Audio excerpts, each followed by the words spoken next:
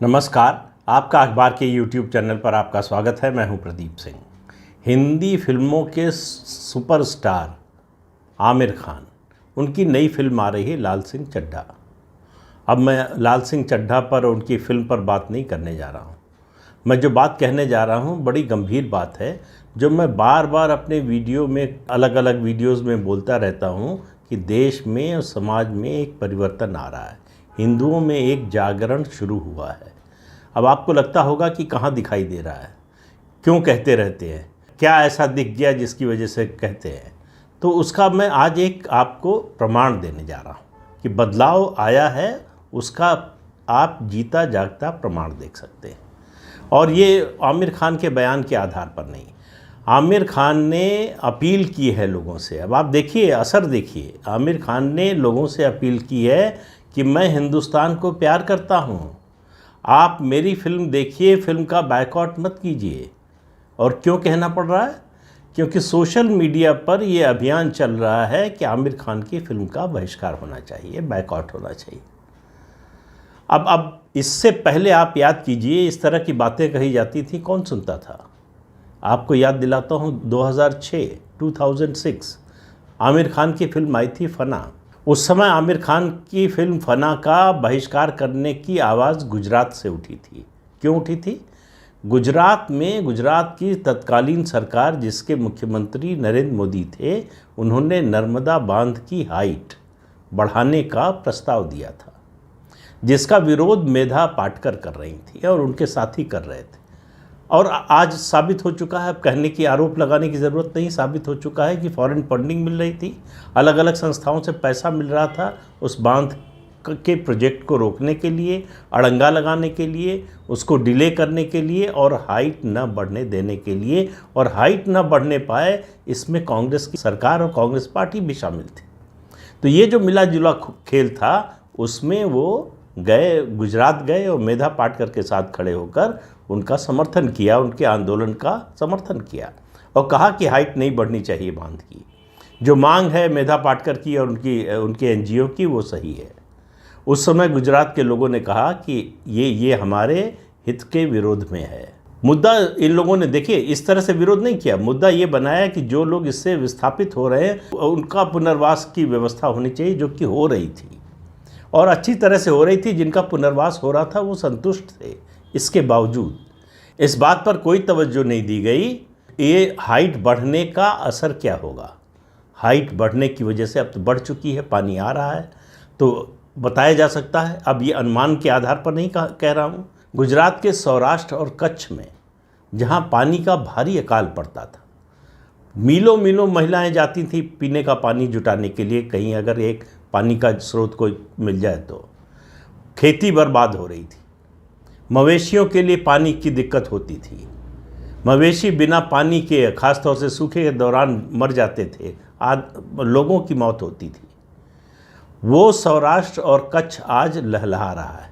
पीने का पानी, सिंचाई का पानी, सब कुछ मिल रहा है, खेती बाड़ी शुरू हो गई, लोगों के जीवन स्तर में सुधार हो रहा है। इसके अलावा मध्य प्रदेश और राजस्थान के जो इलाके गुजरात से लगे हुए हैं, वहाँ पानी पहुँचा है पीने का, सिंचाई का। लाखों लोगों को जिससे लाभ होना था, उसको रोका जा रहा था। क्यों? नरेंद्र मोदी कर रहे हैं इसलिए। तो उस समय आमिर खान से पूछा गया कि गुजरात के लोगों ने आपकी फिल्म का बायकॉट करने की अपील की है, आपका क्या कहना है इस पर? उन्होंने कहा कि 5-7 करोड़ का नुकसान होने से कोई फ़र्क नहीं पड़ता मेरी फिल्म पर। ये उनका जवाब था। वही आमिर खान 2014 में आई है, 2014 में उनकी फिल्म आई पीके।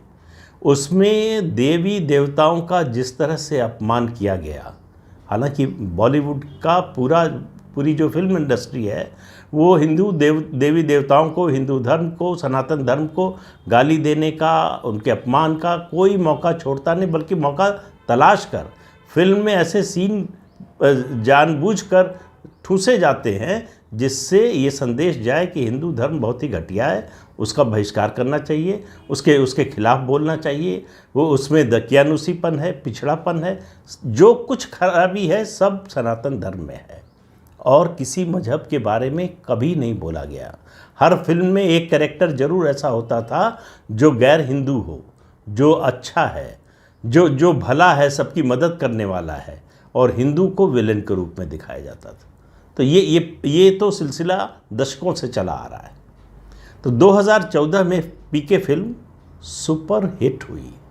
भारत में जहां 78 से 80% हिंदू रहते हैं, वहां उनके देवी देवताओं के अपमान पर बनने वाली फिल्म सुपर हिट हो गई।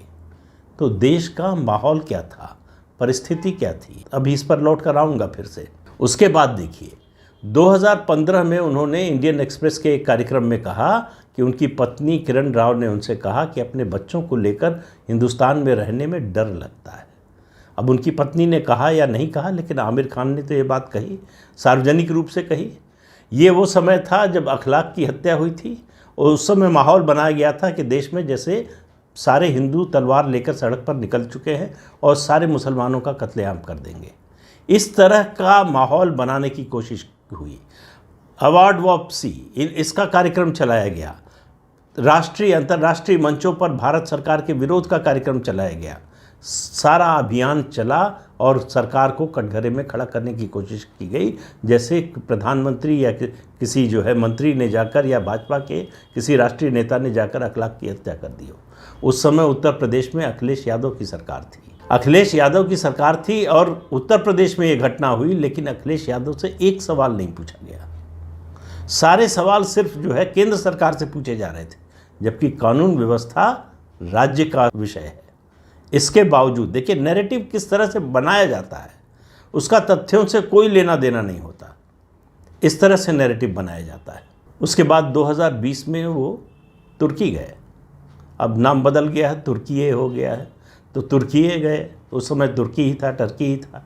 वहाँ वो तुर्की के प्रधानमंत्री अर्दोगान की पत्नी से मिले, फर्स्ट लेडी जो तुर्की की हैं उनसे मिले। बड़ी कंट्रोवर्सी हुई। तो किसी देश में अगर कोई फिल्म अभिनेता गया है या कोई प्रमुख नागरिक भारत का गया है और उस देश की फर्स्ट लेडी से मिले, प्राइम मिनिस्टर से मिले या किसी नेता से मिले, तो इसमें कोई एतराज़ की बात तो नहीं होती। इससे देश के लिए एक तरह से अच्छा संदेश जाता है, ये माना जाना चाहिए। लेकिन विरोध क्यों हुआ? इसलिए कि तुर्की और अर्दोगान भारत के विरोध में हर मंच पर सबसे आगे रहते हैं, इसलिए कि भारत के दुश्मन देश की तरह व्यवहार करते हैं, इसलिए कि आतंकवाद को पनाह देते हैं, आतंकवाद का पोषण करते हैं, फंडिंग करते हैं, इसलिए कि 370 और 35 से हटाया जा चुका था जम्मू कश्मीर से। उस मुद्दे पर जो 2-3 देशों ने विरोध किया उनमें तुर्की भी था। ऐसे देश की फर्स्ट लेडी से मिलकर आमिर खान क्या संदेश देना चाहते थे, क्या बताना चाहते थे दुनिया को, और देश को अपने क्या संदेश देना चाहते थे? तो इससे उनकी मानसिकता का अंदाज़ा लगता है कि भारत विरोधी जो भी गतिविधि होगी उसमें वो शामिल होंगे। उस समय जो माहौल 2015 की बात कर रहा हूँ बना था भारत के विरोध में, कि भारत में माइनॉरिटी बड़ी असुरक्षित हो गई हैं, इस विमर्श को बनाने में और इसको ताकत देने में आमिर खान के उस बयान ने बड़ी भूमिका निभाई थी। और इसी मकसद से दिया गया था कि देश में और दुनिया में ये संदेश जाए कि भारत में माइनॉरिटी का यहाँ मतलब अपने देश में सिर्फ मुसलमान होता है, बाकी जो वास्तविक माइनॉरिटी हैं उनके बारे में कभी बात नहीं होती है, उन पर क्या हो रहा है ये कुछ नहीं होता है। और उनके तुर्की की फर्स्ट लेडी से मिलने का विरोध इसलिए भी हुआ कि आमिर खान जो हिंदुस्तान में डर लगता है कहने वाले थे, इस जो है विमर्श को बढ़ावा देने वाले थे, वो उस देश की फर्स्ट लेडी से मिल रहे हैं जो सबसे ज़्यादा इंटॉलरेंट है। अर्दोगान ने अपने विरोधियों को जेलों में ठूस रखा है, उनका कोई विरोध करे तो वो बाहर नहीं रह सकता। ऐसे इंटॉलरेंट देश के प्रमुख की पत्नी से वो मिल रहे हैं और भारत में जो है वो इंटॉलरेंस के खिलाफ अभियान चला रहे हैं। ये जो एजेंडा चलाने वाली प्रवृत्ति है बॉलीवुड की, इसमें ज़्यादातर लोग शामिल हैं और लगातार, चाहे राष्ट्रीय स्तर पर हो चाहे अंतर्राष्ट्रीय स्तर पर हो, भारत के खिलाफ जो भी इस तरह की बात होती है उसमें ये बढ़ चढ़कर हिस्सा लेते हैं।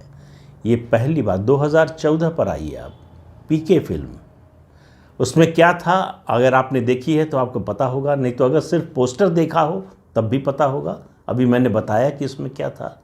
उस समय ये 19 दिसंबर 2014 की बात है, 19 दिसंबर 2014। देश में सरकार बदल चुकी थी, नरेंद्र मोदी प्रधानमंत्री बन चुके थे। उसके बावजूद, अब आप देश के माहौल पर ध्यान दीजिए, उसके बावजूद पीके जैसी फिल्म आती है, रिलीज़ होती है और सुपरहिट हो जाती है, हाउसफुल जाता है, लोग लाइन लगाकर टिकट खरीदते हैं और देखते हैं। तो फिर लाल सिंह चड्ढा में ऐसी क्या बात हो गई?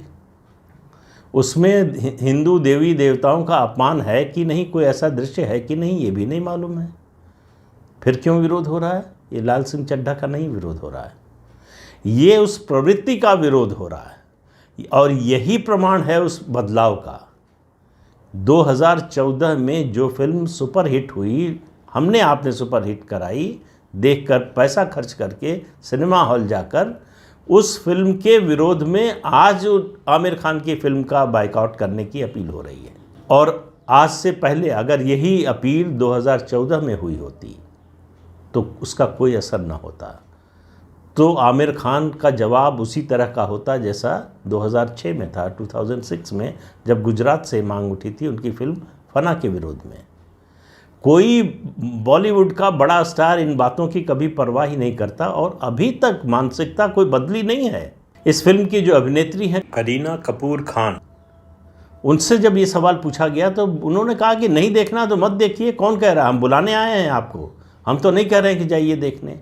ये एरोगेंस देखिए कि फिल्म बनाई है, हमारी फिल्म आई है तो लोग देखेंगे ही, कैसे नहीं देखेंगे। तो ये जो एरोगेंस, ये जो अहंकार है, ये फिर कह रहा हूँ, ये जो एंटाइटलमेंट का सेंस है, ये बॉलीवुड में पूरी तरह से जो है हावी हो चुका है। उनको लगता है कि हम सुपरस्टार हैं, हम डेमी गॉड हैं, हमको कौन बोलेगा, हमारे खिलाफ कौन बोल सकता है, हमारे खिलाफ कौन क्या कर सकता है। आज इन जो सुपरस्टार्स हैं ना, ये लोगों को, ऐसे लोगों को खोजते हैं, उनसे विनती करते हैं, गिड़गिड़ाते हैं कि किसी तरह से एक बार प्रधानमंत्री से मुलाकात करवा दीजिए। ये स्थिति हो गई है। ये बाहर जो चेहरा दिखाते हैं और अंदर जो इनकी हैसियत है, दोनों में बहुत फ़र्क। इनको क्यों ऐसा करते? इनको अटेंशन चाहिए कि देश का मंत्री, प्रधानमंत्री, मुख्यमंत्री, उस तक हमारी पहुंच है, वो हमारा स्वागत करते हैं, वो हमसे मिलते हैं, ये बताने के लिए, उससे अपना जो है व्यापार बढ़ाने के लिए, अपनी हैसियत बढ़ाने के लिए। वो फिल्मी दुनिया में, वो फिल्म में तो एक अलग दुनिया में रहते ही हैं, फिल्म से बाहर भी वो एक अलग और जो है नकली दुनिया में रहते हैं। आमिर खान को एहसास हो गया है, ये पता चल गया है कि अभी जो अभियान चल रहा है उनकी फिल्म का बायकॉट करने का, उसका असर होने वाला है। अभी शमशेरा का हश्र क्या हुआ देख चुके हैं आप। सबसे ताज़ा फिल्म है बॉलीवुड की जिसका बायकॉट करने की लोगों ने अपील की और फ्लॉप हो गई फिल्म। अब जो संजय दत्त जो है गाली दे रहे हैं दर्शकों को, उनको जाहिल और मूर्ख बता रहे हैं कि इनको समझ में नहीं आता, अच्छी फिल्में देखते नहीं। जो कचरा है उसको ये अच्छी फिल्म मानते हैं, अच्छा क्रिएशन मानते हैं और चाहते हैं कि वो सुपरहिट हो जाए, जिससे वो उससे जो पैसा कमाएं उससे इसी देश के लोगों को गाली दे सकें, इसी देश के विरोध में काम कर सकें। तो आमिर खान का ये जो एहसास है, ये जो डर है कि उनकी फिल्म फ्लॉप हो सकती है, दरअसल यही बदलाव का सबसे बड़ा संकेत है। ये डर पैदा करने, किसी भी हिंदू संगठन, किसी राजनीतिक दल, किसी व्यक्ति, किसी ने नहीं कहा, कॉल नहीं दी, किसी ने ये अपील नहीं की, ये नारा नहीं लगाया सर तन से जुदा का। ये फ़र्क है सनातन धर्म में और दूसरे मजहबों में। इस फ़र्क को हमें पहचानना चाहिए कि हम इस तरह की हिंसा में, इस तरह के विरोध में यकीन नहीं करते। हम सिर्फ इतना कह रहे हैं कि हम ये फिल्म नहीं देखेंगे, ये हमारी मर्ज़ी है, हमारा पैसा है, हमारी मेहनत है, मेहनत से कमाया हुआ पैसा है, उसको हम इस काम में खर्च नहीं करेंगे क्योंकि इसको हम देश और समाज के विरोध में मानते हैं। हम दूसरे किसी अच्छे काम में लगाएंगे, दूसरी कोई फिल्म हमको जो पसंद होगी वो देखने जाएंगे। ये किसी ने नहीं कहा कि आप आमिर खान के खिलाफ ये करिए या वो करिए, सिर्फ इतना कहा गया कि इस फिल्म को मत देखिए और आप देखिए उसका क्या असर होता है। ये बदलता हुआ हिंदुस्तान है, ये बदलते हुए सनातनी हैं, इनकी ताकत को पहचान मिलने लगी है। आमिर खान का अपील करना और ये कहना ये कहना अपने आप में ही जो है बड़ी बात है कि मैं हिंदुस्तान को प्यार करता हूँ। यानी आपको मालूम है कि आपकी छवि क्या है, लोग आपके बारे में, लोगों का परसेप्शन क्या है। आपको लोग देश विरोधी मानते हैं और इस बात को आपने स्वीकार कर लिया, तभी आप ये सफाई दे रहे हैं कि मैं हिंदुस्तान को प्यार करता हूँ। इससे आप समझिए कि खामोशी की कितनी बड़ी ताकत होती है और सकारात्मक कदम की कितनी बड़ी ताकत होती है। इसलिए मैं बार बार कहता हूँ कि किसी हिंसा की बात मत कीजिए। हिंसा से आप अपने आप को ही कमज़ोर करेंगे। तो इस बात को हमेशा हमको, आपको, सबको ध्यान में रखना चाहिए। वो कहावत है, जहाँ काम आवे सुई कहा करे तलवार, कि जब सुई से काम चल सकता है तो तलवार की ज़रूरत क्या है। तो ये जो सुई है, हल्की सी सुई जो चुभी है कि भाई हमारे खिलाफ, हमारे समाज के खिलाफ, हमारे सनातन संस्कृति के खिलाफ, हमारे देश के खिलाफ अगर खड़े होंगे तो हम आपके साथ नहीं खड़े होंगे। सिर्फ इतनी बात कही जा रही है और इसका असर क्या हो रहा है आप देख रहे हैं। तो इस ताकत को पहचानिए और इसको बचा कर रखिए। तो आज के अंक में इतना ही। अगले अंक में फिर मिलेंगे किसी नए मुद्दे के साथ। तब तक के लिए इजाज़त दीजिए। आपसे अनुरोध है कि चैनल देखिए, शेयर कीजिए, लाइक कीजिए और सब्सक्राइब ज़रूर कीजिए। नमस्कार।